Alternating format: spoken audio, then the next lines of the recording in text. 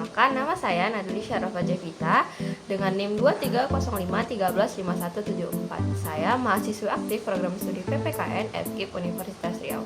Nah, pada kesempatan kali ini saya akan membuat video journal learning membahas terkait film yang sudah saya tonton, yaitu Animal Farm karangan George Orwell.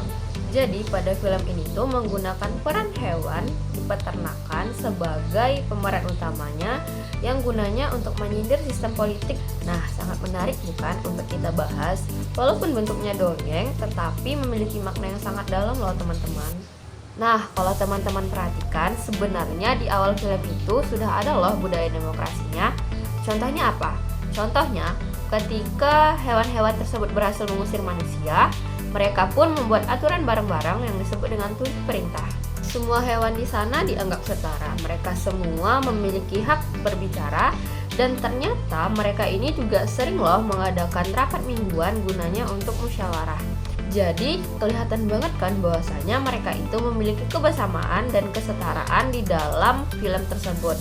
Nah, kebersamaan dan kesetaraan inilah yang kita sebut sebagai budaya demokrasi. Kalau kita ngomongin tentang demokrasi berkebudayaan, pada film ini tuh saya melihat hewan-hewan di dalam film tersebut membangun ini semua dengan cara mereka sendiri, yaitu dimulai dari kehidupan mereka. Nah, di dalam peternakan itu kan mereka hidup saling bersama. Nah, mereka itu tuh saling kerja bareng, gotong royong, dan saling bantu. Nah, kemudian nilai-nilai tersebutlah yang mereka pakai, yang mereka gunakan untuk membentuk sistem baru setelah semua manusia itu pergi. Jadi bisa dibilang demokrasi mereka itu lahir dari budaya kebersamaan yang sudah mereka ciptakan sendiri. Terus gimana sih dengan sistem liberalnya? Nah, kalau teman-teman perhatikan ya, di awal video tersebut sudah ada loh nuansa liberalnya. Contohnya apa? Contohnya ketika mereka melaksanakan rapat mingguan.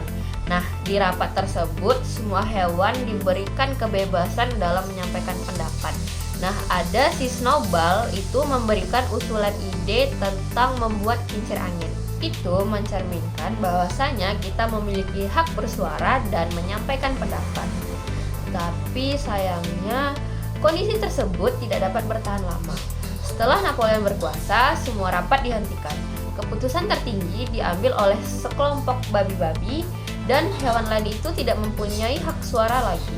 Jadi nuansa liberal ini tuh cuman ada di bagian awal, dan itu tuh hanya sebentar sebelum akhirnya semuanya hilang dan kembali ke sistem yang otoriter. Jadi yang bisa saya simpulkan dari film Animal Farm ini, pada film ini tuh menunjukkan bahwasanya demokrasi tersebut bisa lahir dari budaya kebersamaan yang biasa kita lakukan. Contohnya seperti apa? Seperti gotong royong dan kesetaraan. Tapi perlu digarisbawahi juga loh teman-teman, bahwasanya demokrasi tanpa kontrol yang jelas juga bisa berubah menjadi kediktatoran. Nah, unsur liberal dalam video ini tuh ada, tetapi cuma sebentar banget ketika semuanya hilang dan berpindah kekuasaannya kepada pihak-pihak tertentu saja, yaitu pada kelompok babi. Menurut saya, banyak sekali pesan penting yang disampaikan dalam film Animal Farm ini. Salah satunya yaitu demokrasi ini ternyata perlu dijaga dan dipelihara loh teman-teman. Karena kalau tidak dipelihara dan dijaga, bisa saja kekuasaan itu jatuh kepada mereka yang haus akan kekuasaan dan disalahgunakan. Dan itu membuat kita berpikir bahwasanya kondisi politik di dunia nyata, dan juga betapa pentingnya kita untuk menjaga demokrasi di Indonesia ini supaya tetap berjalan dengan sehat. Oke, sekian video jurnal learning saya tentang film Animal Farm karangan George Orwell yang bisa saya sampaikan kepada teman-teman semua. Semoga dengan apa-apa yang saya sampaikan, teman-teman bisa memahami terkait isi film pada Animal Farm tersebut.